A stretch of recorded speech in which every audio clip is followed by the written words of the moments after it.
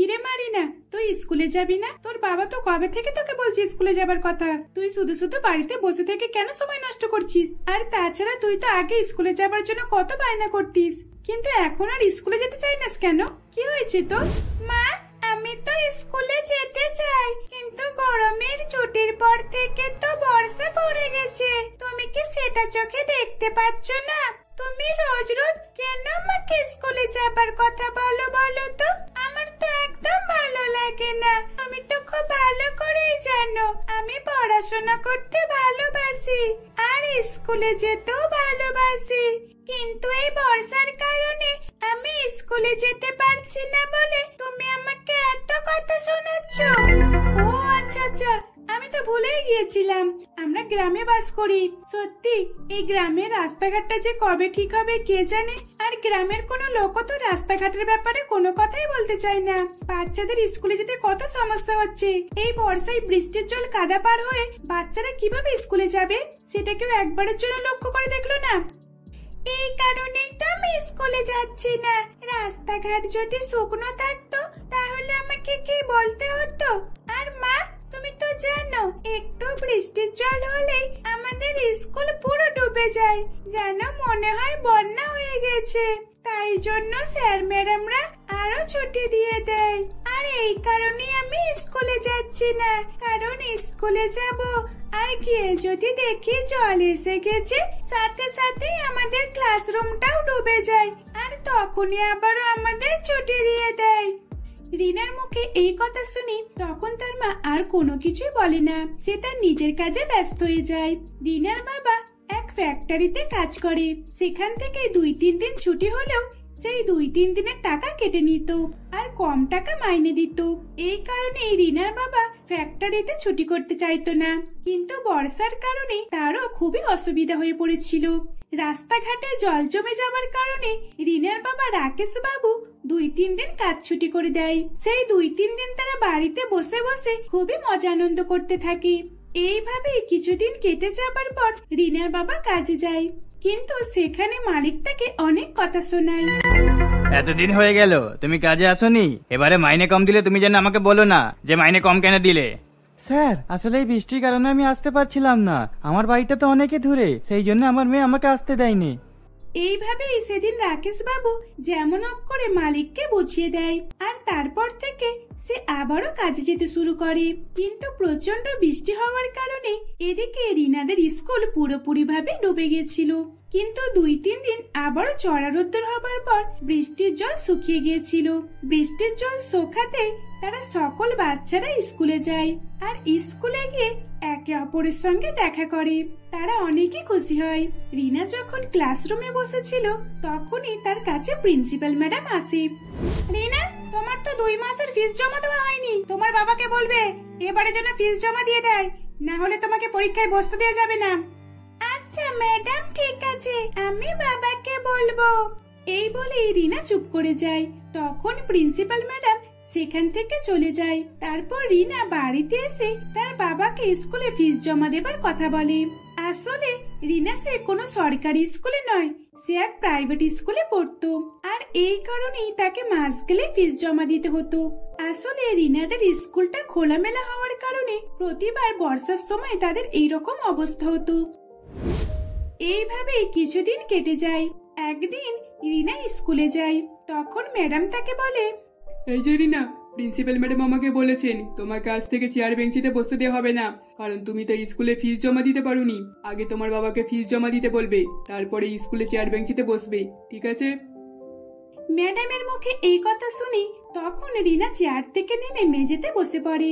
আর তখন রিনাকে দেখে সকল স্টুডেন্টরা হাসাহাসি করতে থাকে, কিন্তু তখন রিনার কোনো কিছুই করার ছিল না, তাকে ওইভাবেই বসে থাকতে হচ্ছিল। এইভাবেই কিছুদিন কাটে। একদিন রিনা স্কুলে যায়। স্কুলে যখন গিয়েছিল তখন আকাশ পরিষ্কারই ছিল, কিন্তু তারা যখন সকলে মিলে ক্লাস করছিল তখনই অঝোরে বৃষ্টি চলে আসে। রিনা যেহেতু মেঝেতে বসে থাকে তাই সে পুরোপুরি ভাবে ভিজে যায়। আর তখন ম্যাডাম বলে, রিনা, তুমি তো পুরোপুরি ভাবে ভিজে গেছো। দেখো, তোমার যদি কিছু হয় তাহলে দোষটা এসে আমাদের ঘাড়েতে পড়বে, তাই স্কুলের লোকেরা এই দোষ নিতে চাইবে না, তাই তুমি বাড়িতে চলে যাও। এইভাবেই সেদিন ম্যাডামের কথা মতো রিনা ভিজে গায়ে দিয়ে বাড়িতে চলে আসে। তখন রিনাকে দেখে রিনার মা বলে, কিরে রিনা, তুই ভিজেছিস কেন? এ বাবা, এই অসময়ে বৃষ্টির জলে ভিজলে তুই তো জ্বরে পড়ে যাবি। তোকে এখন কে ভিজতে বলেছে বলতো? মা, আমি কি করব? আসলে আমি ইচ্ছে করে ভিজিনি, আমি ভিজে গিয়েছি। স্কুলের ম্যাডাম আমাকে তো মেঝেতে বসতে বলেছে। যতদিন পর্যন্ত বাবা ফিস না জমা দিতে পারছে ততদিন আমাকে চেয়ার বেঞ্চে বসতে দেবে না। তাই ম্যাডাম আমাকে মেঝেতে বসতে বলেছিল, আর আমি তো মেঝেতেই বসি। কিন্তু হঠাৎ করে বৃষ্টি এসে যাবার ফলে আমি পুরো ভিজে যাই। তখন ম্যাডাম আমাকে বাড়ি চলে যাবার কথা বলে। তোর ম্যাডাম তোকে মেঝেতে বসতে দেয়? তোর বাবা ফিস জমা দিতে পারে না বলে তোর উপর ম্যাডামরা এত অত্যাচার করছে? হ্যাঁ মা, তুমি ঠিকই বলেছ। ম্যাডাম কেন, বাকি সকল স্টুডেন্টরা আমাকে দেখে হাসাহাসি করে আর আমার অনেক মজা নেয়, কিন্তু আমি ওদেরকে কিছুই বলতে পারি না। আর দেখো না মা, আজকে আমার পড়াটাও নষ্ট হয়ে গেল। ম্যাডাম কি প্রশ্ন উত্তর দেবে আমি তো কিছুই জানতে পারবো না। তুই চিন্তা করিস না রে মা, দেখবি তোর বাবা একটা ঠিক ব্যবস্থা করবে। আচ্ছা, তোর বাবা আজকে বাড়িতে আসুক, আমি এই সমস্যার কথা বলবো, কেমন? যা, তুই এখন গিয়ে জামাটা চেঞ্জ করে ফেল, না হলে আবার জ্বর সর্দি এসে যাবে। রিনা তার মায়ের কথা মতো রুমেতে গিয়ে জামা চেঞ্জ করে নেয়। আর এদিকে সন্দীপা মেয়ের মুখে এইরকম কথা শুনে সে খুবই দুশ্চিন্তায় পড়ে যায়। কিন্তু তখন সে কি করবে না করবে কিছুই বুঝতে পারে না। তাই সে কোনো কিছু না করে চুপচাপ ভাবনা চিন্তা করতে থাকে। দেখতে দেখতে বিকাল হয়ে যায়। বিকাল বেলা রাকেশ বাবু ফ্যাক্টরি থেকে বাড়িতে আসে। আর কিছুক্ষণ পর সন্দীপ তার রাকেশ বাবুকে বলে, কি গো শুনছো, এবার কি হবে বলো তো? আমি তো কিছুই বুঝতে পারছি না। তুমি কি মেয়েটা 2 মাসের ফিস জমা দেবে না? 2 মাসের ফিস জমা দাওনি বলে ম্যাডামটা আমার ছোট্ট মেয়ে রিনাকে ক্লাসরুমের চেয়ার বেঞ্চে নয় মেঝেতে বসতে দেয়। আমি তো চেষ্টা করছি, বলো পয়সা যদি না আসে তখন আমি কি করব বলো? আর এই বৃষ্টির কারণে আমি অফিসে গেলাম না, তাই মাইনেও কম পেয়েছিলাম, সেই জন্য তো দিতে পারছি না। আচ্ছা, এর পরের মাসে দেখি কি হয়। এইভাবেই রাকেশ বাবু তার স্ত্রী সন্দীপতাকে বোঝানোর চেষ্টা করে। এইভাবেই আরো বেশ কিছুদিন কাটে। বৃষ্টির কারণে রিনা স্কুলে যাচ্ছিল না, কারণ সে তো জানতো সে যদি স্কুলে যায় তাহলে সে পুরোপুরি ভাবে ভিজে যাবে। বাকি স্টুডেন্টরা না ভিজলেও রিনা ভিজে যেত, কারণ সে তো দরজার সামনে মেঝেতে বসে থাকতো। আর এই কারণে সে ভিজে যেত। মেয়ের এই কষ্ট না দেখতে পেরে রাকেশ বাবু একটা বুদ্ধি বার করে। রিনা, তোকে স্যার ম্যাডামরা চেয়ারে বসতে বারণ করেছে তাই না? ঠিক আছে, আমি তোকে নতুন চেয়ার বানিয়ে দেবো। কি সত্যি? তুমি আমাকে নতুন চেয়ার বানিয়ে দেবে? কিন্তু বাবা, আমার চেয়ার বেঞ্চিটা তো তাহলে সকলের থেকে আলাদা হবে। এইভাবেই রিনার তার বাবা কথাবার্তা বলে। সেদিন রিনার বাবা রাকেশ বাবু বাঁশ, বেকারি ইত্যাদি নানান রকমের জিনিস দিয়ে রিনাকে ছোট্ট চেয়ার এবং বেঞ্চ বানিয়ে দেয়। সেটা অনেকটা অদ্ভুত লাগছিল। তাই রিনা তার বাবাকে বলে, এই চেয়ার বেঞ্চিটাতে যদি সাদা কালার সুন্দর রং করা যায় তাহলে অনেক সুন্দর লাগবে, কিন্তু এখন রং কেনার মতো তো তোমার কাছে টাকা নেই, তাহলে এখন কি হবে বাবা? মা, রিনা তুই চিন্তা করিস না, আমি তোর জন্য এখনই একটা সাদা কালারের করে দেবো। তোর কাছে যত কাগজ আছে নিয়ে আয়। বাবার কথা মতো রিনা তার পুরানো খাতা বার করে এবং সেই খাতাগুলো থেকে অনেক কাগজ জোগাড় করে। আর সেই কাগজগুলো রাকেশ বাবু খুব সুন্দরভাবে চেয়ার বেঞ্চিতে লাগিয়ে দেয়। আর পরের দিন নিজে গিয়ে রাকেশ বাবু রিনাকে স্কুলে দিয়ে আসে। রিনার কাগজের চেয়ার বেঞ্চ দেখে সকলেরই খুব পছন্দ হয় এবং তখন সকল স্টুডেন্টরা রিনার মতোই চেয়ার বেঞ্চে বসার বায়না ধরে। তখন রিনার বাবা সকলকে সেই কাগজের চেয়ার বেঞ্চ বানিয়ে দেয়। তখন প্রিন্সিপাল ম্যাম রাকেশ বাবুকে বলে, আপনাকে আর ফিস জমা দিতে হবে না। আসলে আপনি আমাদের স্টুডেন্টদের এই সুন্দর কাগজের জিনিসপত্রগুলো তৈরি করে দিলেন, এটার জন্য আপনাকে অনেক অনেক ধন্যবাদ। আর আগের গুলো যেগুলো ছিল ওগুলো তো বৃষ্টির জলে ভিজে পুরোপুরি নষ্ট হয়ে গেছিল, এগুলো নতুন করে দিয়েছেন, যাক তাহলে আমাদের খরচাটা অনেকটা বেঁচে গেল। এইভাবেই প্রিন্সিপাল ম্যাম রাকেশ বাবুকে ধন্যবাদ জানাতে থাকে। আর সেদিনের পর থেকে বৃষ্টির জলে ক্লাস ডুবে গেলেও তারা ওই কাগজের বেঞ্চি থেকে কেউ উঠতো না। আসলে তাদের নতুন কাগজের চেয়ার বেঞ্চে বসে পড়াশোনা করতে খুবই মজা লাগতো। এই কারণেই যারা যারা স্কুলে আসতো না এখন থেকে তারাও স্কুলে আসা শুরু করে, আর রিনার অনেক বন্ধু হয়ে যায়। এইভাবেই তারা হাসি খুশিতে দিন কাটাতে থাকে। মণিমালা দেবীর স্বামী ছিল না, সে তার ছেলে মেয়েকে একাই বড় করে তুলেছে। সুজয় এখন বড় হয়ে গেছে, সে একটা বড় কোম্পানিতে কাজ করে। সেখান থেকে যা টাকা মাইনে পায় তাই দিয়েই সে সংসার চালায়। একদিন রিঙ্কি বাড়ির দরজার কাছে দাঁড়িয়ে সে তার মাকে চিৎকার করে বলতে থাকে, মা মা এদিকে এসো, তাড়াতাড়ি এদিকে এসো, একবার দেখো দাদা কি নিয়ে এসেছে। কি হয়েছে বলতো? এত চিৎকার করে ডাকছিস কেন? সুজয়, এত বড় বক্সের মধ্যে কি আছে? মা, আমাদের এসি এসে গেছে, এবার থেকে আমরা সকালে আরাম করে ঘুমাতে পারবো। সত্যি বাবা সুজয়, তুই সত্যি বলছিস? বাহ, আমার তো শুনেই খুব ভালো লাগলো।